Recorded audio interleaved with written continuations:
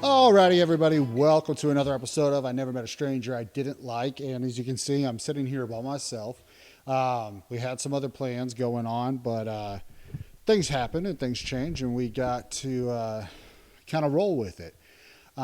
If you're not familiar with the area, though, Claremore, prior, so Rogers County, Mays County areas got hit with a tornado just about, by the time this comes out, almost 2 weeks ago.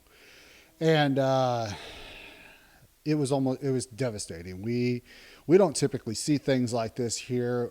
It always happens around us, but we always kind of have this kind of false security apparently now that nothing's going to happen and we're going to be all right, you know. And it went right through town. My home, including, was in that path.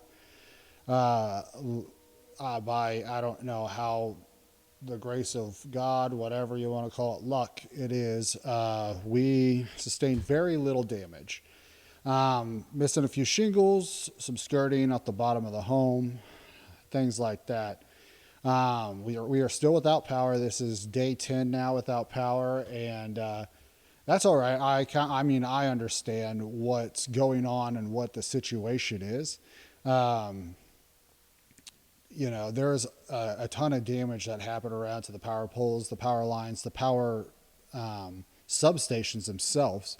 And I honestly have to say, I give a round of applause to the city of Claremore, John Ferry, the city manager. You've got Steve Massey, who's with Rogers County Emergency Management, Dan Delosier, our county commissioner, Todd Ray, I believe is his last name. He is in charge of our electric here in the city. What they have done in such a short amount of time. I mean, I think the last I saw was like maybe 1,000 people without power. That may sound like a lot, and it may seem like, well, what's taking them so long? But there's a lot that has to go into getting this back up and running. There's debris everywhere, and they're getting that cleaned up quickly. I mean, within 24 hours, they had power restored to a good portion of the city. Within 48 hours, I believe it was like 75%. We can all kind of be a little upset here and there. Well, why isn't my power on? My neighbor has power across the road, but we don't yet. There's different reasons for what's going on, but they are working tirelessly. The linemen have come from all around. I mean, we had to stay in a hotel, and we were staying in a hotel, and we had a bunch of the linemen sitting there. They were from Skytook, they were from Cleveland.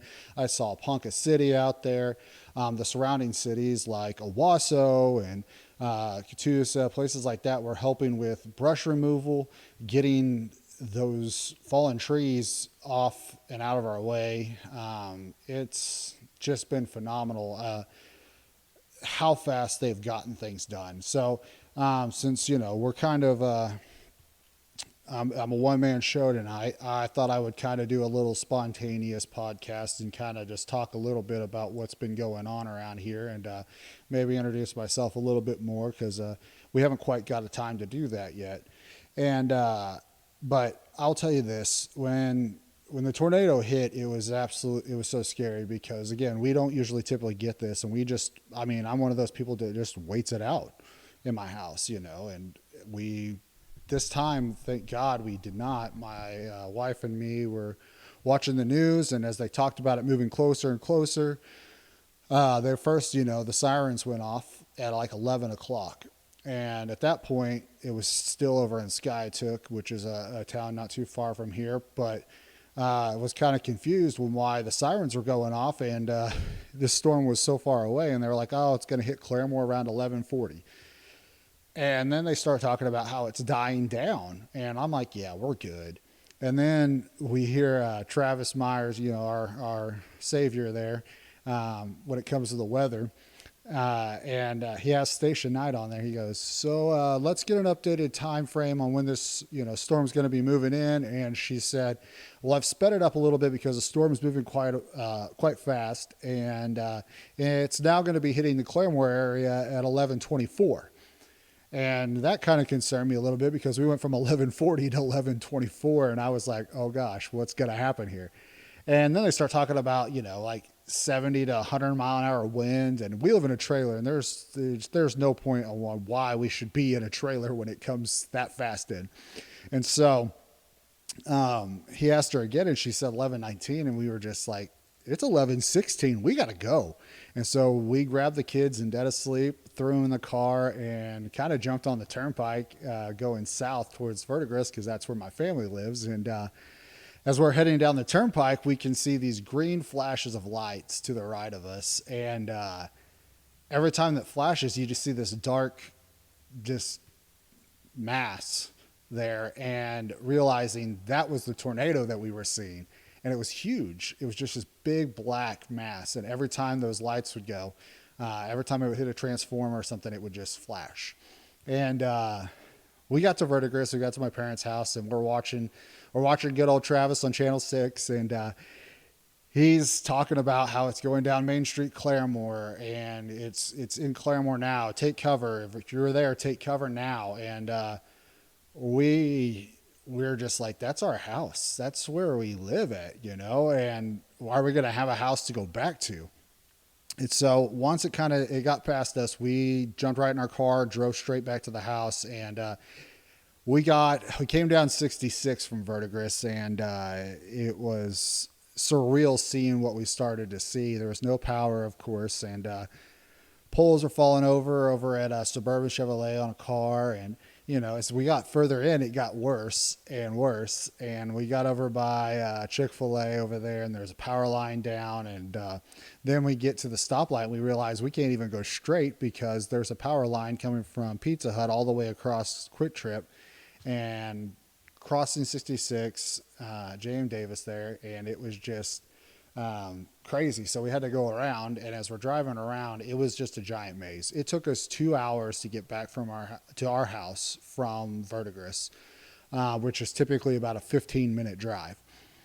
And driving these side streets here on the east side of town, it was just a maze. There was trees down, there was lines down. It was just, there was a shed in the middle of the road. Roofs were torn off in the road, and it was just like a scene out of the movie Twister. And me and my wife both were talking about it, and we had a flashback from the movie Twister, where they get back to Aunt May's house, and there's lights going, there's sirens, there's just all kinds of going out, chainsaws going. And we kind of had that moment there where we're like, oh man, I hope Aunt May's okay. But said it to ourselves in our head. But we finally get back to our house, and as we're pulling up, we just see just pure destruction. Our neighbors took substantial damage to their homes, and some of them were still inside their homes when this happened. We had an RV that's parked there in the front of our park, and it had flipped completely upside down, and the bottom trailer had gone through the neighboring trailer just like a bullet hole, just straight through it. And as I stood there, I ran in the house, I looked around our home, and I was like, we don't have a broken window. We don't have anything that I can see from just the first initial look that it looks too bad. And as I run back outside or run around the home, we're missing some skirting. The trailer had not shifted at all. Shout out to Palm Harbor because they double strapped that thing down. It didn't even move. My trash can was still there. Our shed didn't move. Our porch furniture there on the porch was gone.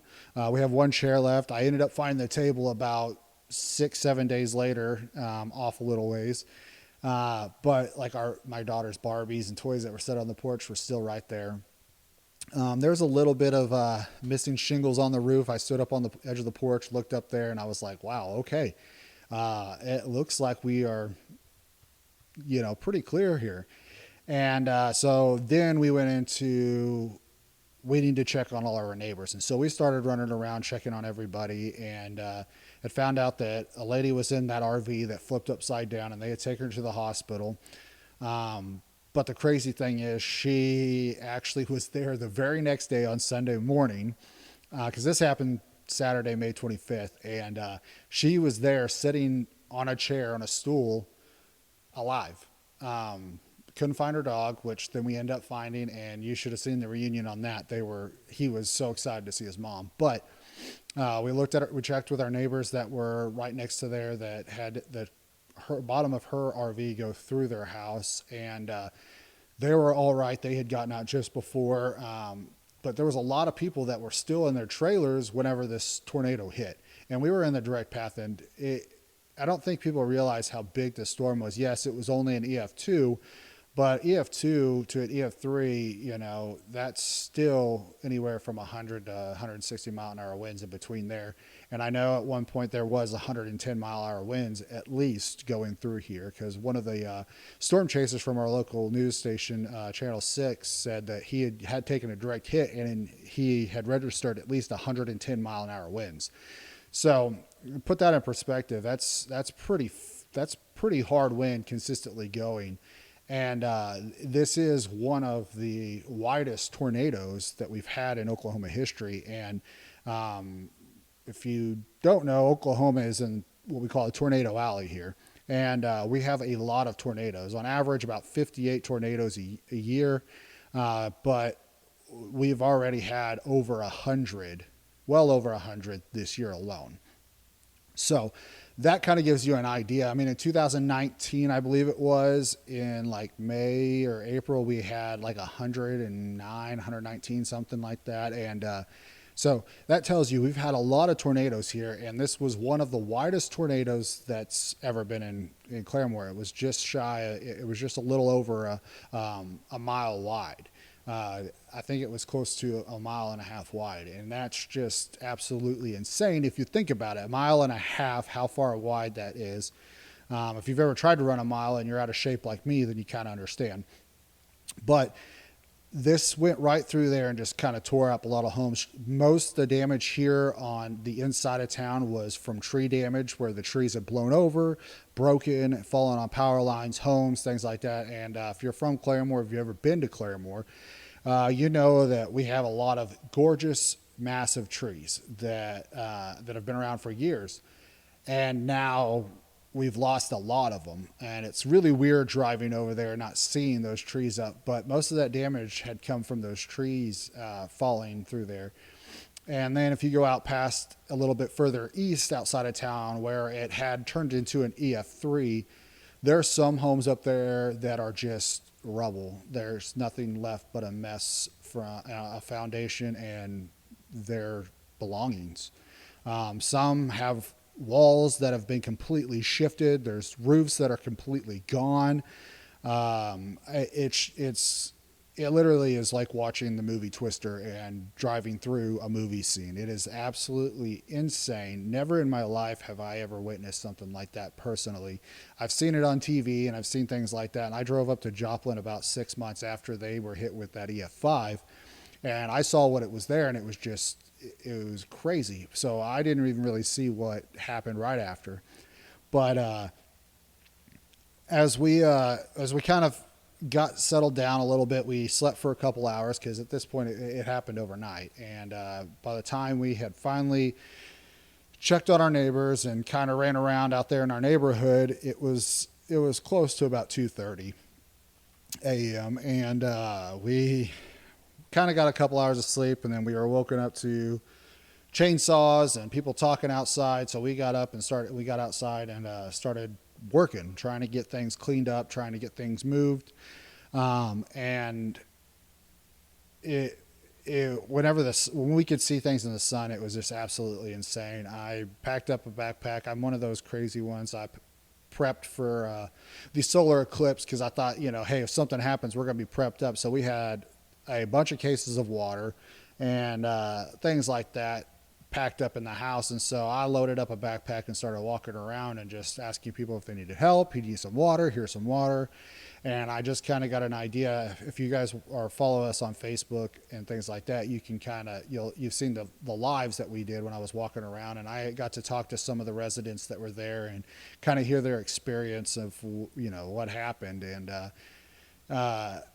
miraculously, there was only, I believe, like 24 injuries. 19 of them had to go to the hospital here in town. I know there was some deaths over in Mays County, and my heart goes out to them. That really rough. That's really rough. Sorry, I got a little emotional because I mean, this is our home, this is our community. But what I have to say is the people here, you just can't keep them down. We get hit by a tornado, and the very next day we're up, rolling, getting things cleaned up, getting things ready to roll, trying to get our lives back into kind of somewhat of an order. No power. The whole entire city of Claremore was out of power. And like I said, within 24 hours, they had a portion of it back up and running. And then within 48 hours, they had a good portion of it back up and running. Again, the leaders here, they've done a phenomenal job. For a town that doesn't get hit by tornadoes and disasters like this, they were ready and they did a great job. I know we hear a lot of negative comments about, well, this or that. I don't have power. There's still a tree over here. They haven't got here yet. They're working on it. They're doing the best they can. And I honestly 100% am so appreciative that we had the people that are in charge that we do, because they got it done. And they did a lot of work. I know they had a lot of tireless nights, long days, getting things situated, working with outside help, getting them in here to help us get power back up and running, working with the different power companies like GRDA and Verdigris Valley and things of that sort. The Rogers County Sheriff and the City of Claremore police officers, along with GRDA, they were on top of it. They were out patrolling. Those police officers were working hard and long hours to watch our homes to make sure nobody was looting, things like that. And as far as I know, they caught one guy before he even got started. And that's all I heard. I think they kind of scared him. And I don't know if you heard what Walden said, but Sheriff Walden said, there's a special place in hell for people like that, and we're going to help them get there. I mean, it's a little intense, don't get me wrong, but, I think that did scare a lot of them off. And so they did a lot of work to get it to where it was at and where we are now.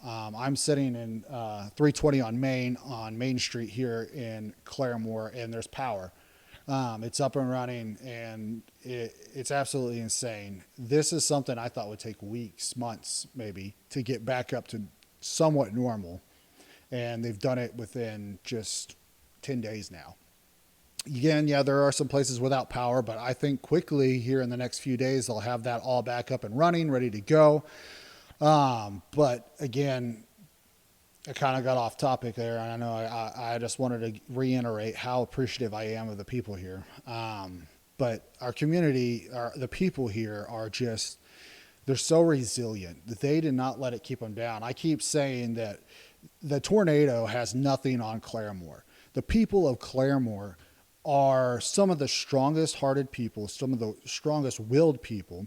The people that were not affected by the tornado, except for maybe some power, were out and about helping. Even the people that were affected were out working long hours for free, helping people get things back up and running. And it's absolutely amazing to see the community come together. And sometimes, I know I hate to say this, but sometimes it takes a disaster like this to get us back up to being together again. And realizing that where we do live and the people that we do have around us are some of the best people in the world. This is, I say this over and over again, it's the best place to live. The people here are the best. They're so strong. I know there's still some people that are sleeping in tents in their front yard because they still don't have power. But I had talked to a lady at the donut shop the other morning, and she said, the situation's kind of rough, and they're sleeping in a tent in their front yard. And a brother-in-law, something of that sort, has cancer and had surgery not too long ago. And she said that, doing this, being able to like camp out in a sense, roast some hot dogs, some marshmallows, and kind of have that camping feel is the closest thing that he probably will ever get to that again. And I love that because we took such a negative situation and what we're in and turned it into something positive. And that's kind of what we do here. I myself, me and my wife, we felt a little bit of survivor's guilt because we do have a home to go back to. So we were volunteering all week with Mercy's Chef. Mercy's Chef came in Mercy Chefs is an organization that goes into disaster areas and helps feed people. And it's not just ordinary food, sandwiches, things like that. It is real chefs cooking amazing food, and it smelled so good. It tasted delicious. I think they did what they said was about 30,000 meals for Claremore. Then we also had Shark Bite meal prep, and a bunch of volunteers come up to them and with them and help out, serve out food on the east side of town over the hill in Justice, out by the casino where it just got annihilated. The KOA there looked like a bomb had gone off, and so they were out there trying to help because they couldn't all make it into town. And so they were out there serving food all week. They even were still serving today. I think, was it Hope of Light came out and took over kind of for yesterday and today. I don't know how long they're going to keep going that, but there's still a lot of people in need, and they noticed that.